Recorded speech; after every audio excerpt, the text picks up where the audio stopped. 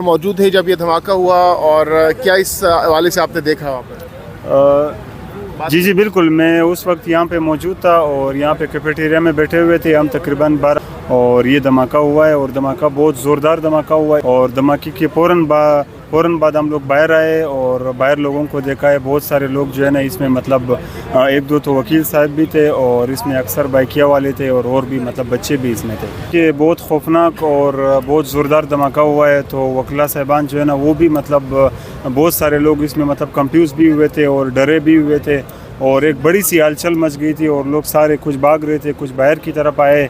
कोई वकील भी इसमें ज़ख्मी हुआ है? जी जी, एक वकील साहब इसमें शहीद हुए हैं और एक दो वकील साहब जो है ना वो उसमें ज़ख्मी भी हुए हैं। तो वो कैसे, वो यहाँ से गुजर रहे थे या वहाँ पर मौजूद थे? वो उसी टाइम जो है ना मतलब यहाँ पे मौजूद थे और उसी टाइम ये वाक़या हुआ है। जिस टाइम ये मौजूद थे उसी टाइम ही ये मतलब ये धमाका हुआ। असल में ये वो टाइम था मतलब 12 साढ़े 12 बजे के टाइम था। इस वक्त अक्सर लोग जो है ना वो बाहर की तरफ निकलते, कुछ लोग नमाज की तरफ जाते मतलब मस्जिदों की तरफ और कुछ लोग वैसे बाहर निकलते।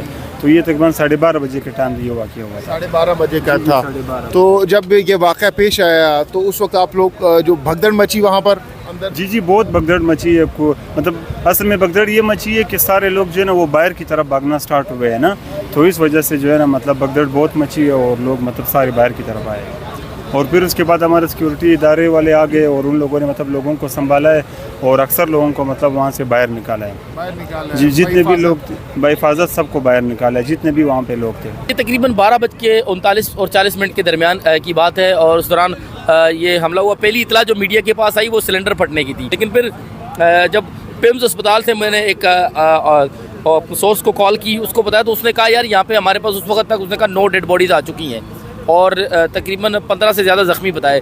तो उस वक्त हमें समझ लगी कि मामला जो है वो कुछ ज़्यादा ही ख़राब है और जो अभी ऑफिशियल जो अनाउंस हो गया है 27 लोग ज़ख्मी हैं, 12 जो हैं वो शहीद हैं, कुल मिला दिया है 39।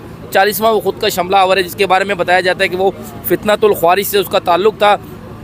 तकरीबन 3 से 4 रोज़ पहले एक थ्रेट अलर्ट पाकिस्तान के जो हसास इदारे हैं उनकी जानिब से जारी हुआ था। उसमें बताया गया था कि रावलपिंडी और इस्लामाबाद में खुद का हमलावर जो घूम रहा है और वो किसी वक्त भी अहम इमलाक को नुकसान पहुँचा सकता है। तहकीकी जो तहकीकात सामने आई हैं उसके मुताबिक ये किसी हाई फाई टारगेट को हमला करने के लिए आया था और कचहरी के अंदर दाखिल होना चाहता था, लेकिन इसको गेट पर ही रोक लिया गया। उसका टारगेट ये था कि किसी जो है वो हसास तरीन जो इमारत है उसको निशाना बनाना।